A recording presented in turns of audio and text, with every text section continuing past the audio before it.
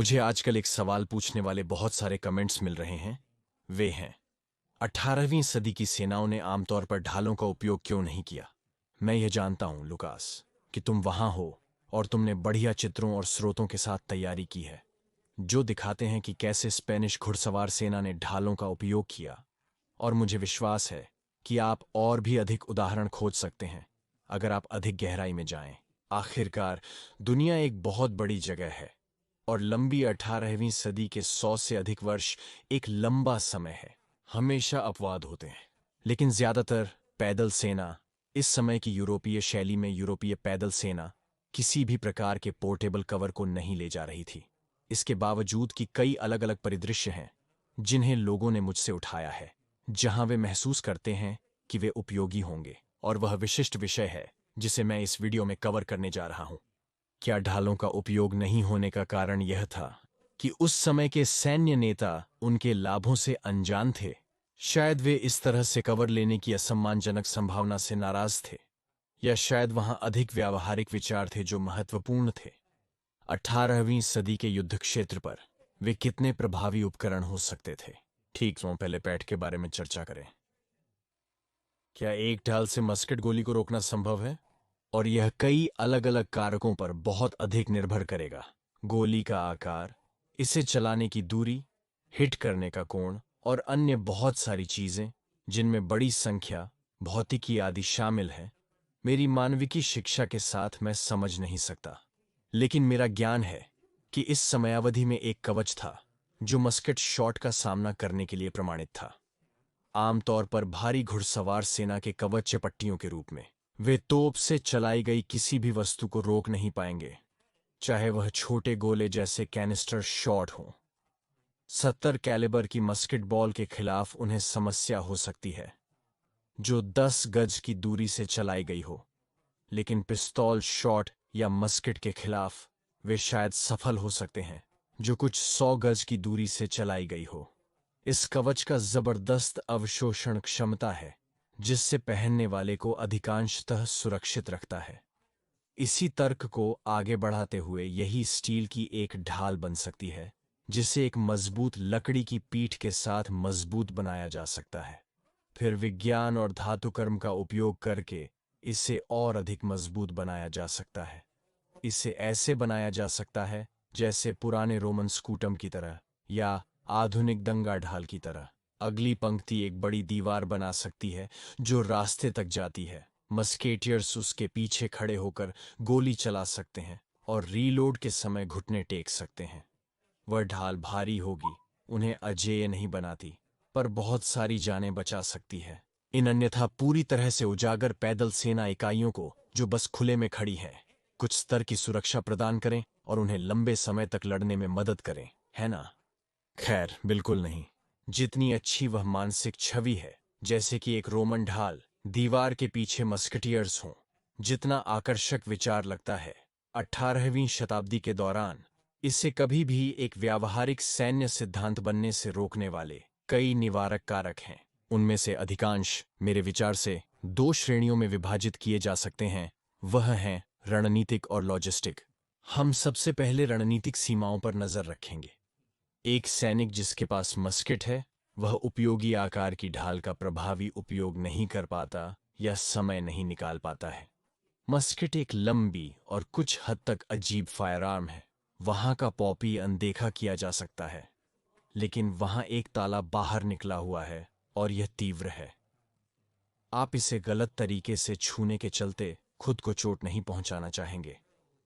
चाहे किसी भी प्रकार की ड्रिल प्रणाली का उपयोग करो, मस्केट को लोड और फायर करना एक पूर्ण शारीरिक क्रिया है। इसमें दोनों हाथों का उपयोग होता है और शरीर को एक दिशा से दूसरी दिशा में ले जाने की आवश्यकता होती है। इसके लिए आपको खुली जगह चाहिए। अगर आपके पास अपने सामने एक ढाल पकड़ने का मौका नहीं है तो आप जानते हैं, जैसे कि आप एक ढाल पकड़ने की कोशिश कर रहे हैं जो वैसे भी आने वाला है। इसीलिए इसे लोड करते समय अधिक कोण पर रहें। यह काम नहीं करेगा, यह अच्छा भी नहीं होगा। नजदीकी लड़ाई में संयोजन की तुलना में मस्केट बहुत अधिक असुविधाजनक हो सकता है, जैसे भाला। यह नजदीकी लड़ाई के लिए उत्तम वजन या आकार में नहीं है। आप इसे उल्टा पकड़ सकते हैं, कुछ ऐसा, लेकिन इसे घुमाना कठिन होगा। यह भाला नहीं है। आपको किसी भी कूल होपलाइट स्टाइल एक्शन का अनुभव मस्केट और ढाल के साथ नहीं मिलेगा। इसे संचालित करने के लिए आपको संभवतः विभाजनीय श्रम की जरूरत होगी। आपकी अग्रिम पंक्ति ढालें ले जा रही होगी। वे एक ढाल की दीवार बना रहे होंगे, जबकि पिछली पंक्तियां दीवार के पीछे झुककर और फिर ऊपर उठकर धमाका आग का आदान प्रदान करने से पहले वापस नीचे जा रही होंगी।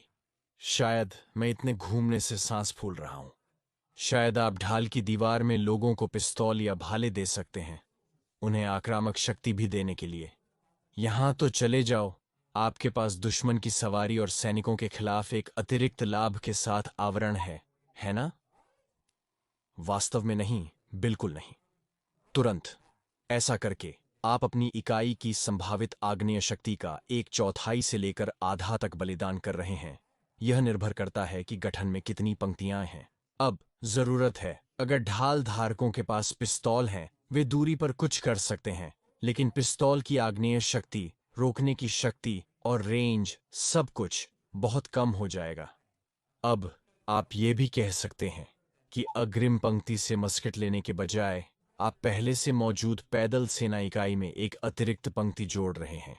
इस प्रकार आप कोई भी आग्नेय शक्ति नहीं खो रहे हैं, आप केवल इकाई को मजबूती दे रहे हैं, लेकिन फिर आप इकाइयों को स्वयं उतना बड़ा बना रहे हैं और आप अन्य संभावित रूप से अधिक महत्वपूर्ण भूमिकाओं से पुरुषों को दूर ले जा रहे हैं। इसे आप कैसे भी घुमाना चाहें, अगर आप इस तरह की चीज कर रहे हैं तो यह सेना का एक महत्वपूर्ण हिस्सा होगा, जिसका प्राथमिक कार्य एक मस्केटमैन या किसी और चीज के ऊपर ढाल धारक होना है। और निश्चित रूप से शायद ये ढालें इकाई को अपनी जमीन पर खड़ा रहने और अतिरिक्त आग का सामना करने में मदद करेंगी, खासकर उन दुश्मनों के खिलाफ जिनके पास अधिक मस्केटें हों, क्योंकि उन्होंने ढालों का उपयोग नहीं किया है। वहां कुछ मूल्य होगा, है ना? लेकिन वास्तव में लाभ केवल एक विस्तारित रेंज पर आएगा, जब मस्कटरी वैसे भी कम प्रभावी होने वाली है। जितना अधिक विरोधी आपकी ढाल की दीवार के करीब आता है, उतने ही अधिक और अधिक गोले अच्छी तरह से लक्षित होंगे और सीधे उन ढालों के माध्यम से छेद करेंगे। जब वे मस्कटें जिनकी रक्षा की जा रही है सबसे कमजोर हों, तभी ढाल की दीवार सबसे मजबूत होती है, क्योंकि दूरस्थ विरोधी के गोले की भेदन की संभावना कम होती है। और बदले में जब दुश्मन की मस्केटें सबसे शक्तिशाली, अच्छी और करीब होती हैं और आपकी मस्केटरी की वास्तविक प्रभावशीलता होती है, तब ढाल सबसे कमजोर और कम उपयोगी होती है। और वह समय जब दुश्मन करीब होता है और वे अपनी उत्कृष्ट गोलाबारी शुरू कर देते हैं, नए स्विस चीज ढाल वाले वास्तव में कामना करते हैं कि उनके पास मस्कटें होती। लेकिन फिर दुश्मन के नजदीक आने पर वे शायद बेयोनेट चार्ज शुरू करते हैं। ढाल वाला पक्ष एक बेयोनेट चार्ज शुरू करता है, या उस स्थिति में एक तलवार और बोर्ड चार्ज।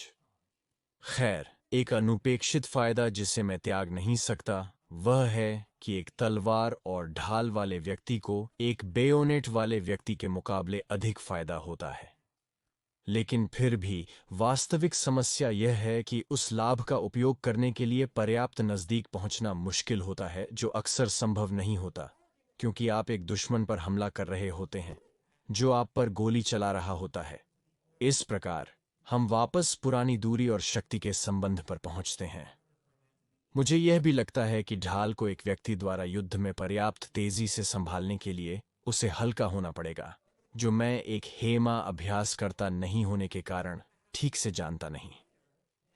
इसके अलावा ढाल को मस्कट गोलियों को विश्वसनीय रूप से रोकने के लिए भी हल्का होना चाहिए। तलवार और बोर्ड का संयोजन बेयोनेट्स के खिलाफ लड़ाई में जितना बेहतर होगा, फिर से यह प्रक्षेप्य को रोकने में उतना ही कमजोर हो जाएगा, जो कि इसका मूल कार्य होना चाहिए था। और यह मानते हुए कि वे शुरुआत में ही प्रक्षेपियों को विश्वसनीय रूप से रोक सकते थे। फिर वहां घुड़सवार सेना है, और मुझे लगता है कि चार्जिंग घुड़सवार सेना के खिलाफ ढाल की दीवार का महत्व विस्तार से बताने की जरूरत नहीं है, मुख्य रूप से इसलिए कि उसका मूल्य एक सामान्य पैदल सेना के वर्ग के समान ही होगा, और देखते हुए कि एक वर्ग को टूटते हुए देखना कितना दुर्लभ था। खैर, उस विशेष परिदृश्य में ढाल बस किसी हद तक अतिरिक्त प्रतीत होती है। संक्षेप में, यदि आप इस समयावधि के एक मस्केटियर होते तो क्या आप एक ढाल धारक को मस्केट की प्राथमिकता देते? शायद। ये निर्भर करता है। निश्चित रूप से कई परिस्थितियां हैं जहां यह आपकी जान बचा सकता है, लेकिन फिर बहुत सारे अन्य उदाहरण भी हैं जहां यह वास्तव में आपके लिए उतना उपयोगी नहीं होगा। अहम है समझना कि यदि आप सैनिक हैं तो आपका व्यक्तिगत जीवन वास्तव में महत्वपूर्ण नहीं है, सही?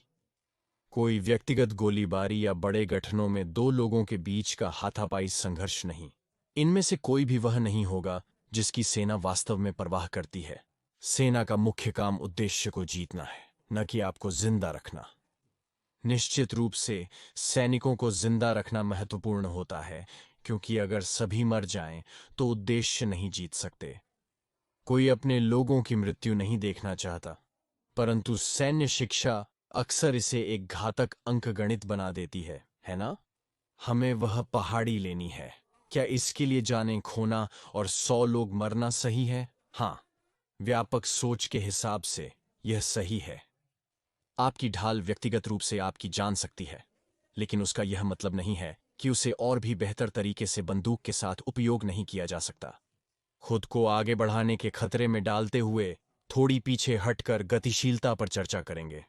जैसा कि मैंने कहा है, इस ढाल को अच्छी दूरी पर भी एक बंदूक की गोली को सहन करने के लिए इसे काफी मोटा और भारी होना पड़ेगा। विकिपीडिया आंकड़ों के साथ काम कर रहे हैं। एक रोमन स्कूटम ढाल का वजन 22 पाउंड के आसपास था, जो 6 मिलीमीटर मोटी और लकड़ी से बनी होती थी। मेरा मानना है कि इसमें कहीं धातु का इस्तेमाल हुआ है, परंतु इसका निर्माण मुख्यतः लकड़ी से हुआ है। यह एक 22 पाउंड की गोली को नहीं रोक सकता। मान लेते हैं कि हमारी ये काल्पनिक ढालें एक समान आकार की हैं, कुछ दंगा ढाल के आकार की तरह मूल रूप से, लेकिन लकड़ी के साथ, बहुत अधिक धातु के साथ। फिर से स्पष्ट कारणों के लिए वह ढाल काफी भारी हो जाएगी, खासकर जब इसे 9 या उससे कुछ अधिक पाउंड की मस्केट से तुलना की जाए। बड़ी ढालें का मतलब है धीमे सैनिक।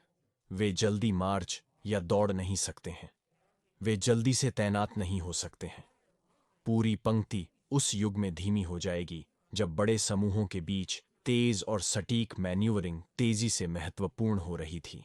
मैंने पिछले वीडियो में इसके बारे में चर्चा की थी। जब भी यह इकाई चलती है, वाहक इन ढालों को उठाने का प्रयास करेंगे, जिससे वे मस्केट वाले पुरुषों के साथ बने रह सकें। उन्हें औसत सैनिक से ज्यादा मोबाइल होने की आवश्यकता हो सकती है, क्योंकि मस्केट वाला व्यक्ति पंक्ति में कहीं भी हो सकता है और अपनी ड्यूटी पूरी कर सकता है, जबकि ढाल वाहक को सामने होना पड़ेगा। इसके अतिरिक्त एक आदमी को ढाल को पूरे दिन उठाने और इसका उपयोग करने के लिए मजबूत होना चाहिए। इससे ऐसे समझें, उन्होंने 20, 30 या जितने भी पाउंड की धातु की ढाल उठाई हुई है और वे इसके खिलाफ घुटने टेक कर प्रेस कर रहे हैं, है ना? जब दुश्मन 50 या 30 गज दूरी पर होते हैं तो युद्ध काफी घातक हो सकते हैं। मस्केट्स की सटीकता अक्सर उनके द्वारा दिए गए श्रेय से अधिक होती है। यदि दुश्मन और करीब आते हैं तो उनकी सटीकता सही होती है और कुछ गोलियां और ढाल के ऊपर से या द्वारा जाती हैं। सेवर्ड ने बहुत सारी ऐसी गोलियां रोकने में सफलता प्राप्त की। कल्पना करें, मस्केट बॉल्स 2, 5, 10, 70 कैलिबर की इस ढाल में गाड़ जाती हैं और उसमें समाहित हो जाती हैं। इसकी गति शक्ति शायद किसी भी व्यक्ति को गिराने के लिए पर्याप्त हो। इसका पुनः उपयोग अगले आग के लिए किया जाता है, और यह हर गोली का उल्लेख नहीं करता जो इसके माध्यम से बनाई गई है, जो पास के रेंज पर अधिक होने वाली है। हर गोली मस्केट बॉल और लकड़ी और धातु के टुकड़ों की बौछार का प्रतिनिधित्व करेगी। जहाज आधारित युद्ध में अधिकांश हताहत तोप के गोलों से बने टुकड़ों से होते हैं, न कि तोप द्वारा। यह मजेदार समय नहीं था, और ढाल वाली इकाई धीरे धीरे चलने वाली होगी। आपकी सेना ने उस सुरक्षा को प्रदान करने के लिए अपनी शक्ति का महत्वपूर्ण हिस्सा समर्पित किया, बजाय उसे अपनी इकाइयों में विभाजित करने के, जहां वे आग की शक्ति प्रदान कर सकते थे। आपको भी फ्लैंक किया जा सकता है। 18वीं सदी के युद्ध क्षेत्र पर आप हमेशा फ्लैंक करने के लिए जिम्मेदार होंगे, क्योंकि उस समय का युद्ध ऐसे सिद्धांतों पर आधारित था। समय के साथ सेनाएं न केवल विस्तारित हो रही हैं, वरन अधिक पेशेवर भी हो रही हैं। उनकी गति, चालाकी, दुश्मन की पंक्तियों को भेदने और फ्लैंक्स को मोड़ने, एनफिलेडिंग फायर सेट करने आदि पर जोर दिया जा रहा है। फ्लैंक्स को मोड़ना वास्तव में महत्वपूर्ण है। रैखिक युद्ध सिर्फ दो पक्षों का सामना और बारी बारी से गोली चलाना नहीं होता। यह एक तेजी से बदलने वाला मामला है, और इसका तात्पर्य यह है कि आपको अपनी ढालों को जटिलताओं से बचाने के लिए अपने अधिक सैनिकों का उपयोग करके फ्लैंक्स और संभवतः पीछे की सुरक्षा करनी होगी। इसका मतलब है अधिक वजन, कम आग्नेयास्त्र शक्ति और कम लचीलापन। और लगभग हर प्रकार के आवरण और दुर्गीकरण के लिए भी यही कहा जा सकता है। सेनाओं ने इस अवधि में खाई युद्ध का क्यों नहीं उपयोग किया? पंक्तियों में लड़ने से पहले खुदाई करना उचित नहीं होगा क्या? क्या आप नहीं जानते कि हमेशा गैबियंस, फासिन्स और शेवोडे फ्री का उपयोग किया जाता है? वे हर मामले में ऐसा करते हैं। उन्होंने उन चीजों का उपयोग किया, पर समझने पर ही। यदि युद्ध भूमि की स्थितियां, जैसे कि घेराबंदी या कठिन भूमि, विरोधी को निश्चित दिशा से हमला करने के लिए मजबूर करती हैं, तो सेना सुरक्षित किलेबंदी का उपयोग करती है। लेकिन विशाल खुले मैदान में यदि आप तुरंत खुदाई करने का निर्णय लेते हैं, तो दुश्मन को क्या रोकेगा? वे आपकी रक्षा को पार कर सकते हैं, आपके ग्रामीण इलाकों और राजधानी को जला सकते हैं। किलेबंदी का उपयोग तभी किया जाता है जब इसकी आवश्यकता होती है, और इसे असम्मानजनक नहीं माना जाता। यह बहुत सामान्य है, लेकिन केवल जब इसकी आवश्यकता होती है। अब यह सब मिलकर यह बस कुछ रणनीतिक विचारों की प्रतिनिधित्व करता है जिन्हें मैंने सोचा। मैं यकीन दिला सकता हूं कि हमें इसमें और जोड़ सकते हैं, जैसे कि ये ढालें तोपखाने के सामने असरकारक होती हैं। लेकिन शायद आप अभी भी सहमत नहीं हैं। आपको लगता है कि एक ढाल या पवीस द्वारा प्रदान किए गए लाभ नुकसानों से अधिक हैं। उदाहरण के लिए, एक इकाई मेली कॉम्बैट में प्रवेश करे तो अगर हम पुरुषों की पीठ पर ढालें लगा दें तो यह पूरी तरह से सुरक्षित नहीं होगा, लेकिन कम से कम कुछ सुरक्षा प्रदान कर सकती है। वे पलटते हुए रीलोड कर सकते हैं, और फिर वे किसी हद तक सुरक्षित होते हैं। यह एक विचार योग्य चाल है, और मैं यकीनी हूं कि बहुत से लोग इसे विचारना शुरू करेंगे और टिप्पणियां करेंगे। कुछ तरीका है इसे काम करने का जिसे पहले लोग समझ नहीं पाए थे, है ना? अच्छा, अब हम हमारी दूसरी श्रेणी पर आते हैं। उनमें से किसी भी तकनीक के इतिहास की किताबों में न बन पाने के सबसे बड़े कारणों में से एक, और वह है लॉजिस्टिक्स। हम लॉजिस्टिक्स पर बात करेंगे हमारे वीडियो प्रायोजक एक्स्टर के शब्द के बाद। हमने बार बार बताया है कि ढालें स्थितिकीय रूप से सामान्यतः उपयोगी नहीं होती हैं, लेकिन क्या आप जानते हैं कि वे युद्ध क्षेत्र पर बहुत ही उपयोगी होती हैं और हेकिन टैक्टिकूल भी हैं? यह स्थितिकीय होने से भी अच्छी है। यह एक्स्टर वॉलेट है। मैं नहीं वादा कर सकता कि यह मस्केट की गोलीबारी को रोकेगा, लेकिन यह RFID चोरी को तकनीक की सहायता से रोकेगा। मुझे नहीं पता कि यह कैसे काम करता है, पर एक्स्टर के पास इस तकनीक का ज्ञान है। बिल्कुल, यदि आप इसे खो देते हैं तो एक सोलर पावर्ड कार्ड और सरल ऐप से आपका वॉलेट खोजा जा सकता है। ओह ब्रैंडन, लेकिन आप मानते हैं कि सैन्य सिद्धांत में सिर्फ तकनीकी चीजें से अधिक है। आपने स्वयं कहा था कि अंततः लॉजिस्टिक्स ही महत्वपूर्ण है। हाँ, मैं सहमत हूं, लेकिन क्या आप जानते हैं, अतिरिक्त वॉलेट पूरी तरह से लॉजिस्टिक है। उसकी स्लीक डिजाइन देखें। कैश कार्ड्स आपके पारंपरिक बाईफोल्ड के तुलना में कम जगह लेते हैं। यदि आपको अपने बड़े पैमाने पर संपत्तियों की तेजी से तैनाती करने की जरूरत है, जो युद्ध क्षेत्र पर महत्वपूर्ण है, तो उसे देखो। बटन दबाएं, कार्ड्स तुरंत बाहर निकलेंगे और आपको सबसे मूल्यवान क्रेडिट का उपयोग करने का मौका मिलेगा, और आप बहुत कूल दिखेंगे। मैंने अपने वॉलेट की सार्वजनिक तारीफ सुनी है क्योंकि लोग उस क्लिकी क्लिक को पसंद करते हैं। उन्हें यह बहुत अच्छा लगता है। मुझे अपना वॉलेट और एक्स्टर के साथ काम करना अच्छा लगता है, और मैं खुश हूं कि उन्होंने वीडियो स्पॉन्सरशिप जारी रखी। नीचे दिए गए लिंक पर क्लिक करें और 15 मई तक उनकी स्प्रिंग सेल देखें, जहां आप मेरे कोड ब्रैंडन F से 30% तक की छूट प्राप्त कर सकते हैं। अब लॉजिस्टिक्स पर वापस आते हैं। चलिए लागत से शुरू करते हैं। इस समय सेनाएं बढ़ती जा रही हैं, और जैसा कहा, ढालों को अधिक मोटा होना पड़ेगा। उन्हें पर्याप्त मात्रा में आपूर्ति करने के लिए बहुत धन, धातु और निश्चित रूप से मानव शक्ति की आवश्यकता होगी। एक ढाल बनाने की कला विशेषज्ञता मांगती है। जैसे कि एक मस्केट के लिए गनस्मिथ और बेयोनेट के लिए ब्लैकस्मिथ की जरूरत होती है, वैसे ही ढाल को बनाने के लिए उसे जानने वाले की जरूरत होती है।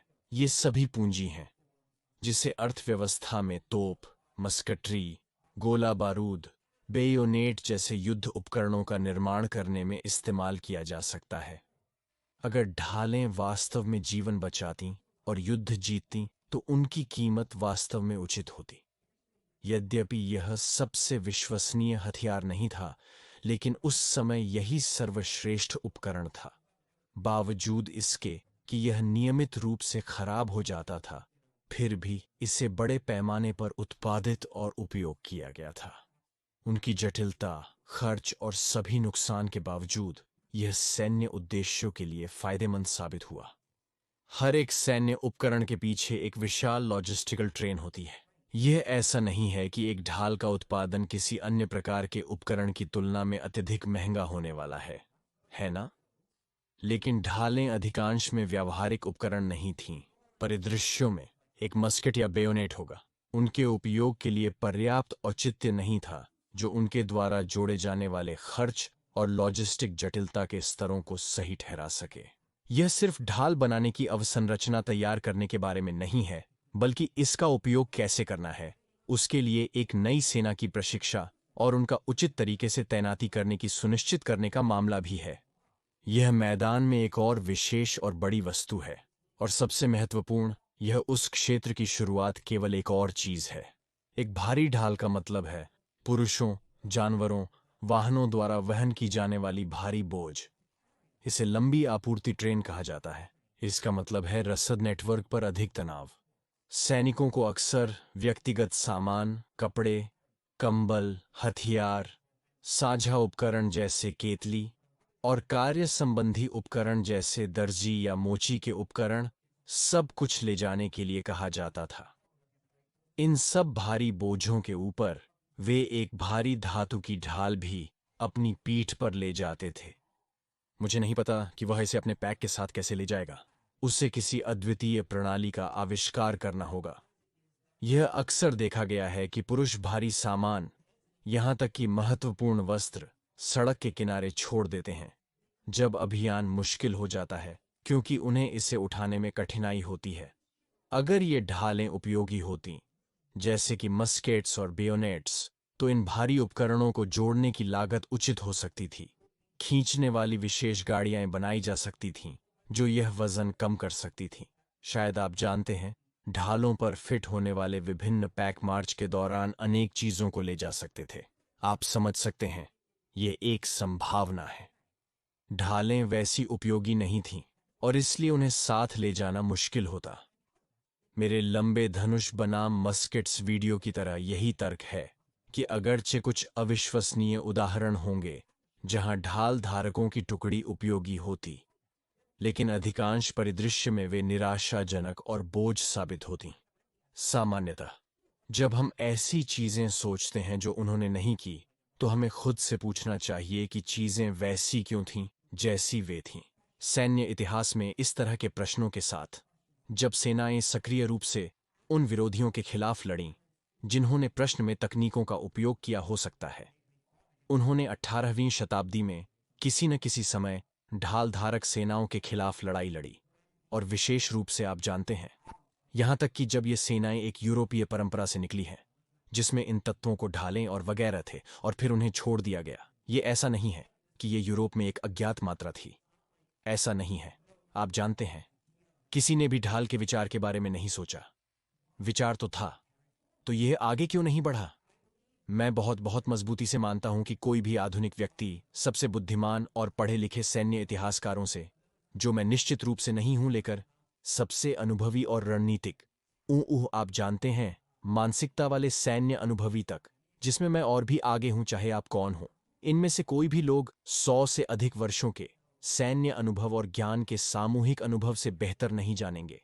आप जानते हैं, अभ्यास करने वालों और सिद्धांतकारों दोनों से ऐतिहासिक रूप से बोलते हुए आप जानते हैं, हां, निश्चित रूप से हम व्यक्तिगत अधिकारियों से अनगिनत छोटी खामियों को इंगित कर सकते हैं।